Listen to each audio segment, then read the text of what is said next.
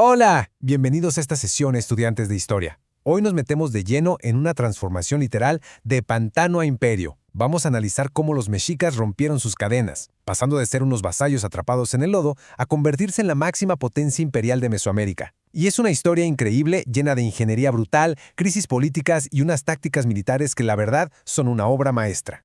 Nuestro temario de hoy es bastante directo. 1. Vasallos en el pantano. 2. Chinampas, independencia y crecimiento. 3. La tiranía de Maxtla. 4. Forjando la Triple Alianza. 5. El asedio a Azcapotzalco. Y 6. Reescribiendo la historia mexica. Básicamente, seguiremos el paso a paso de esta rebelión histórica.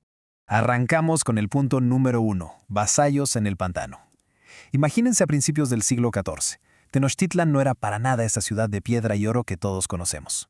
Fueron 100 años de espera. ¡100 años!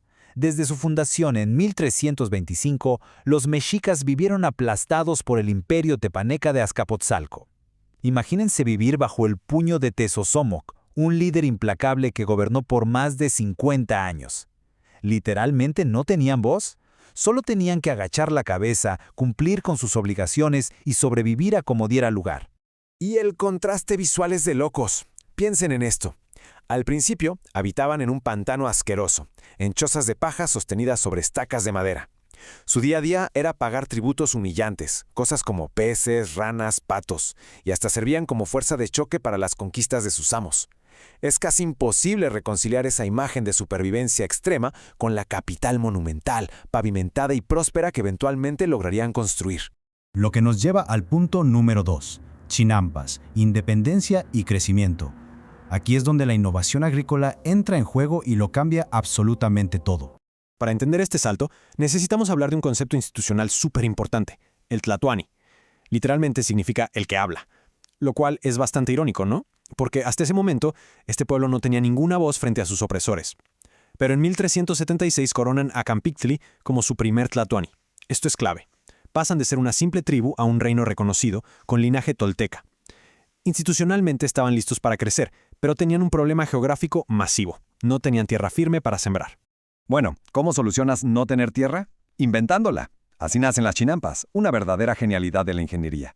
En vez de rendirse ante las aguas del lago, los mexicas clavaban estacas de ahuejote en el fondo, tejían redes de caña a su alrededor y rellenaban todo eso con capas de lodo superfértil y vegetación en descomposición. Así de simple y así de complejo, crearon islas artificiales flotantes literalmente de la nada. El impacto de esto se resume en un solo número, 4. Estas islas flotantes eran tan brutalmente eficientes que producían hasta 4 cosechas al año. 4. Las chinampas resolvieron el problema del hambre y les dieron algo invaluable, una independencia económica crítica. Tenochtitlán empezó a alimentar a su gente y a multiplicar su población rapidísimo, a un grado que sus amos tepanecas empezaron a ponerse muy nerviosos. Pasamos al punto número 3. La tiranía de Maxtla. Porque claro, todo crecimiento bajo opresión tiene un límite. Ese delicado equilibrio de agacho la cabeza y pago mis tributos se fue a la basura en 1426 cuando murió el anciano emperador Tezosomoc. Su hijo, un usurpador llamado Maxtla, tomó el trono e instauró un régimen de terror absoluto. Para 1427 desató golpes tácticos devastadores. Cortó el suministro vital de agua dulce a Tenochtitlan, impuso un bloqueo comercial total para matarlos de hambre y el golpe final capturó y asesinó al entonces tlatoani mexica Chimalpopoca. Fue una crisis de pánico total. La desesperación era tanta que muchos pensaron en entregarse como esclavos voluntariamente solo para evitar la masacre. Pero de la oscuridad nace la resistencia. Punto número 4. Forjando la Triple Alianza. Este es el momento exacto donde se fuerza un cambio radical en el liderazgo mexica. Gloria o extinción. Esa fue la postura definitiva de Tlacaelel, el brillante estratega político detrás del trono. Él convenció al nuevo rey, Izcoatl, de rechazar rotundamente cualquier idea de rendición pacífica. 0. Era el momento de pelear. O lograban la libertad absoluta o desaparecían de la historia. No había plan B. Pero seamos realistas. Tácticamente los mexicas no podían ganar solos contra el inmenso imperio tepaneca. Así que forjaron alianzas militares estratégicas. Por un lado, los mexicas con Izcoatl y Tlacaele peleando por pura supervivencia. Por otro, buscaron a Nezahualcóyotl, el príncipe exiliado de Texcoco. Su motivación era puramente personal y ardiente: venganza. Los tepanecas habían asesinado a su padre frente a sus propios ojos. sumando a otras facciones disidentes hartas del terror de Azcapotzalco, crearon la legendaria Triple Alianza, 3 ejércitos masivos con un solo objetivo de destrucción. Llegamos al clímax militar. Punto número 5. El asedio a Azcapotzalco. Año 1428. Un siglo entero de furia reprimida estaba a punto de explotar. Antes de entrar a la batalla, tenemos que entender el terror absoluto de la guerra urbana de esa época, el Macuahuitl. Imaginen una masa de madera superdestructiva, con navajas de obsidiana incrustadas en los bordes. La obsidiana es una roca volcánica capaz de ser más afilada que el acero quirúrgico moderno. Literalmente. Con estas armas en mano, los guerreros Águila y Jaguar se lanzaron a la ofensiva frontal. La magnitud de este conflicto brutal se resume en este número: 100.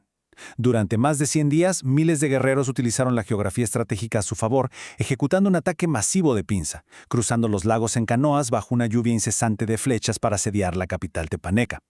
Las defensas terminaron por colapsar, y la historia nos cuenta que fue el mismísimo Nezahualcóyotl quien encontró al usurpador Maxtla en sus jardines privados y cobró su venganza definitiva. El tirano por fin había caído. Y para cerrar, el punto número 6, reescribiendo la historia mexicana. Porque ganar la guerra fue solo el primer paso. Este fue el momento exacto donde rompieron sus cadenas permanentemente. Y aquí ocurre una maniobra política sumamente brillante y audaz por parte de Tlacaelel. Terminada la guerra, ordenó quemar absolutamente todos los antiguos códices históricos. Ya no querían que quedara ningún registro en papel de sus días de debilidad, de vivir en la inmundicia del pantano pagando tributos. Todo eso se borró. En ese fuego purificador, rediseñaron por completo su identidad política y cultural. A partir de ese día, los mexicas renacieron y serían temidos como el invencible pueblo elegido del sol. Y esto, clase, nos deja con una reflexión final súper profunda sobre el revisionismo histórico. Si sabemos que la historia la escriben invariablemente los vencedores, y sabemos como un hecho que Tlacaeles borró deliberadamente el pasado para construir el mito de un imperio invencible, ¿qué otras verdades, qué otras voces indígenas y qué otras realidades fascinantes se perdieron para siempre en las cenizas de Azcapotzalco? Es un concepto clave para tener en mente mientras seguimos explorando el pasado. Muchísimas gracias por acompañarme en este análisis y mantengan siempre esa curiosidad viva.